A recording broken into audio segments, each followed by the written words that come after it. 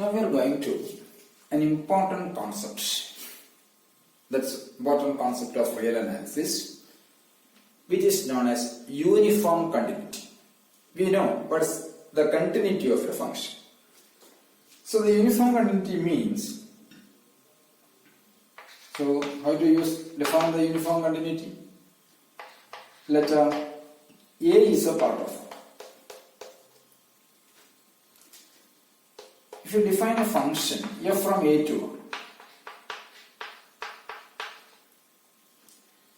then this f is said to be uniformly continuous on A. In previous case, in case of continuity, f is said to be continuous at a particular point in the given domain. Here we say that f is uniformly continuous on A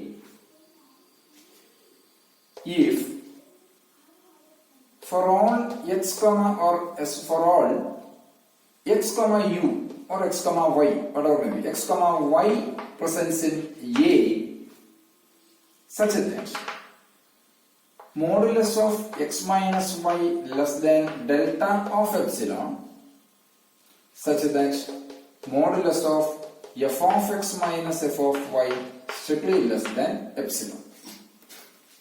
This is the definition of uniform continuity of a function. A is a part of R. Then the function f from A to R is said to be uniformly continuous on the given domain A if you can choose x and y for all x and y presents in A with the modulus of x minus y less than delta of epsilon, that is heavily depends upon this epsilon, with the modulus of f of x minus f of y less than epsilon. So instead of a particular point, here we use all the points, means the continuity is defined, uniform continuity is defined on where continuity is defined on a particular point, and the uniform continuity is defined on the entire domain.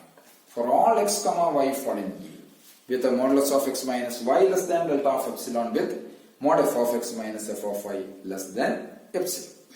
Okay. So from here we can immediately conclude the uniform continuity should imply continuity. Uniform continuity should imply continuity. Why? This is nothing but the condition for continuity of a function. But continuity need not be implies uniform continuity. Continuity need not be implies uniform continuity. Why? Because continuity is defined only a particular point. Continuity implies uniform continuity in a particular case, that is if the domain is nothing but a closed and bounded domain. Okay.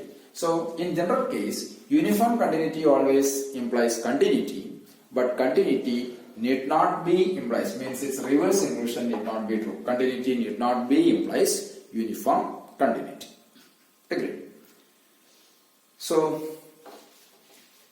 for example, consider a function f of x equals 2x. Consider a function f of x equals 2x, where x is a real number. Is it continuous on R or continuous on A?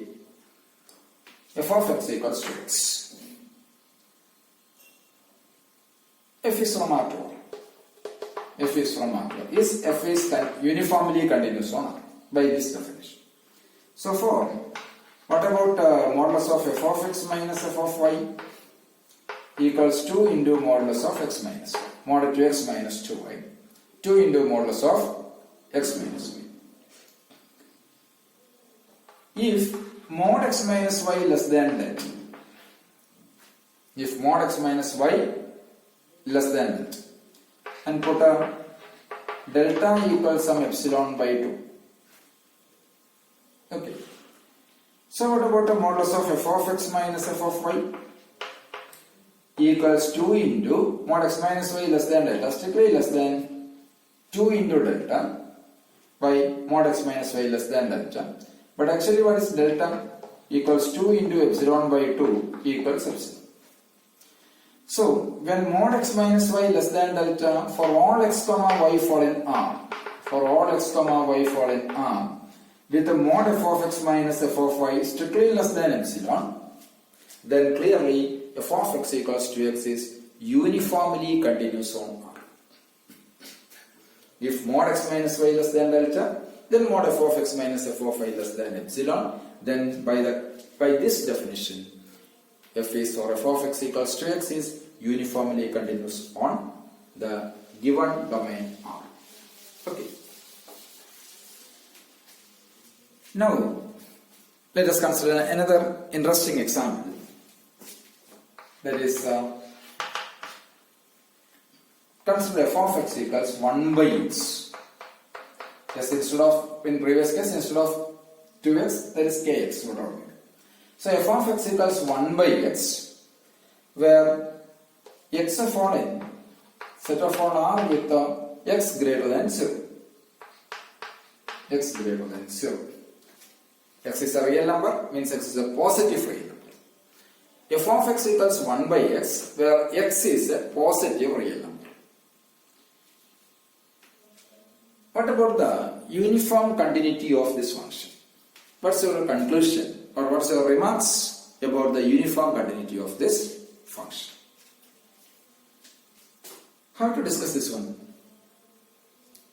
So far, consider modulus of f of x minus f of y. Consider modulus of f of x minus f of y. Modulus of f of x minus f of y means modulus of 1 by x minus 1 by y equals modulus of y minus x divided by xy. That equals mod x minus y divided by mod xy. But x and y, what is x? X and y are chosen from the given set. Means x and y are positive reals. Since x and y are positive reals, it is modulus of x minus y by xy. Why? Because x and y fall in positive reals. Okay. So mod xy is nothing but xy itself. So now we have modulus of f of x minus f of y equals modulus of x minus y divided by xy. Now we define, put a delta.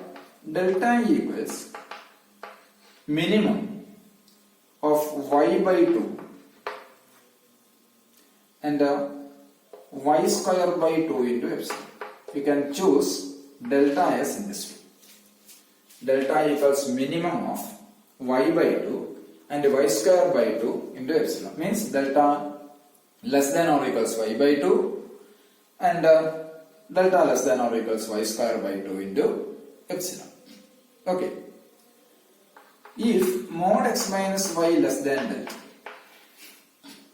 mod x minus y less than delta, that means mod x minus y less than y by 2, mod x minus y less than y by 2.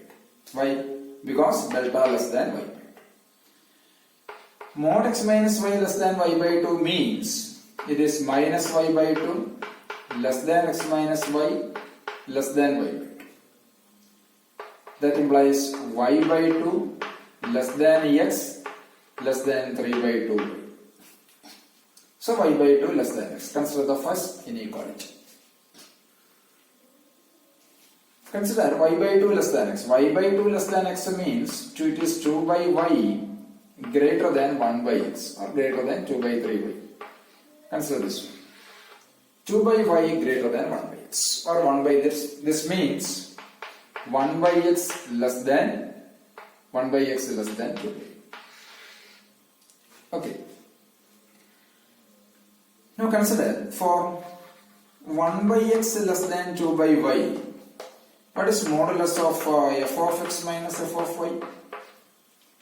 Modulus of f of x minus f of y equals mod x minus y. But what is mod x minus y?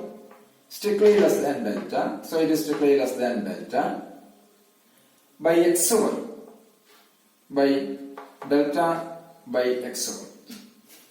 Okay. Delta by xy. So which equals, but what is delta? Delta less than y square epsilon by 2. Using the second value. So it is strictly less than y square epsilon by 2. Y square epsilon by 2 into this is 2 by y square. Okay, 1 by x less than y. So 1 by xy, it is strictly less than 2 by y square. So 1 by xy, this 1 by xy strictly less than 2 by y square, which equals epsilon. 2 and 2 cancelling, y square and y square are cancelling each other. What means epsilon? So that is, if modulus of x minus y less than 2 by y, then modulus of f of x minus f of y less than epsilon. Okay, so this is our final findings. That's our final findings. That is, if mod x minus y less than 2 by y, then modulus of f of x minus f of y less than epsilon. Clearly f is continuous, but it is not uniformly continuous. Why? Because here this delta depends upon the another point y, not only on epsilon. As per the definition of uniform continuity, we can find that delta is positive with the, that is depends upon epsilon, delta of epsilon, mod x minus y less than delta of epsilon, such that mod f of x minus f of y less than epsilon. That's our condition. But here, this delta depends upon which one? Delta not only depends upon epsilon, but it also depends upon this y. Here f is continuous, but f is not uniformly continuous. So continuity need not be implies uniform continuity. That's as an example. Also, this is an interesting result. It's an interesting example. Means f of x equals kx, where k is a real number, is always uniformly continuous where x is. But f of x equals 1 by x, where x is a positive real number, is continuous, but it is need not be uniformly continuous. Okay.